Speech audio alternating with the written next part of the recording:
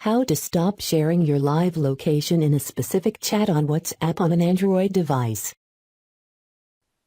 Go to your phone menu. Find WhatsApp. Tap on the WhatsApp icon. Make sure you are on the Chats tab.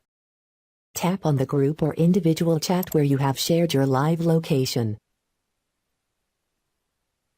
Tap on the Stop Sharing.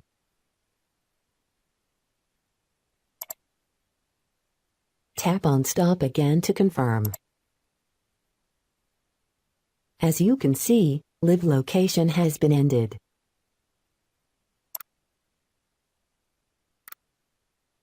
This is how you can stop sharing your live location in a specific chat on WhatsApp on an Android device.